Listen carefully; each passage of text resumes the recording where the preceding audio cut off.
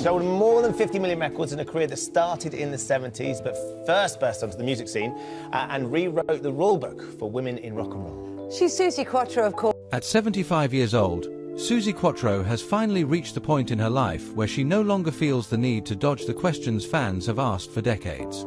She spent most of her career being known as the fearless, leather-clad rock pioneer who walked into a man's world with a bass guitar and dared anyone to question whether she belonged.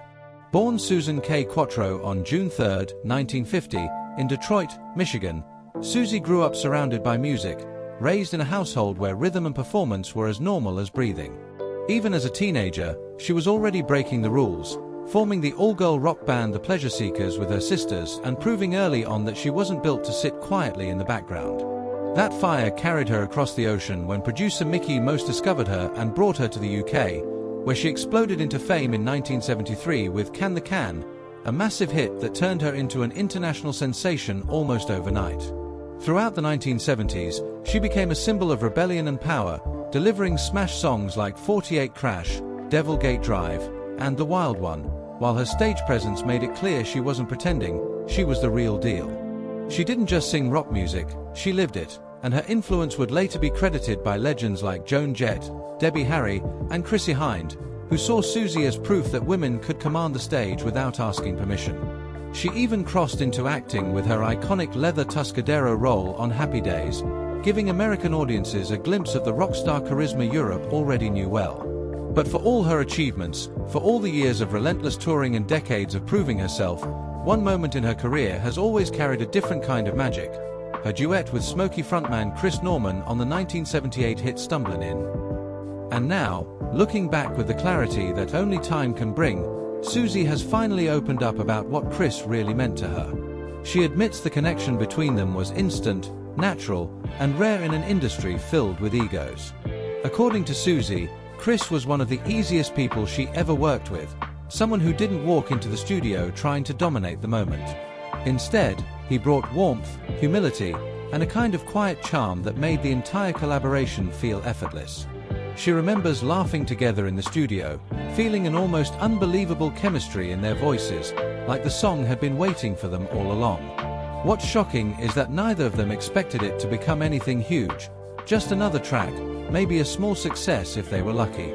But the world had other plans. Stumblin'in climbed all the way to number 4 on the Billboard Hot 100 and became one of those timeless songs that refuses to fade away, still playing decades later as if it never aged.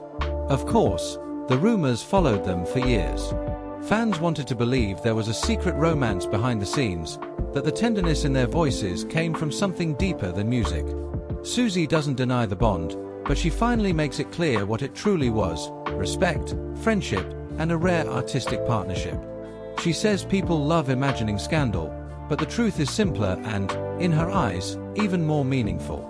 They were both married, they both understood boundaries, and what made the duet special was the fact that it wasn't built on drama, it was built on trust. Suzi says she never felt like she was competing with Chris, and for someone as fiercely independent as her, that feeling was priceless. Even now, when they cross paths after all these years, she claims the connection is still there, like time collapses and suddenly they're back in the studio again, two voices blending into something bigger than either of them alone. She reflects on how strange it is that her legacy, built on roaring rock anthems and trailblazing rebellion, is also tied forever to one soft, vulnerable duet that showed a completely different side of her. But she doesn't resent it, she embraces it. Because to her, Stumblin'in isn't just a hit song, it's proof that music has its own destiny. It reminds her that even the toughest rock star can have moments of tenderness, and even the most unexpected collaborations can leave the deepest mark. And as she continues touring and inspiring new generations at 75, Suzi Quatro admits that when she looks back at her long, legendary career, Chris Norman remains one of the brightest memories. A man she'll always be grateful for, not because of rumors, but because together they created something that still makes the world feel.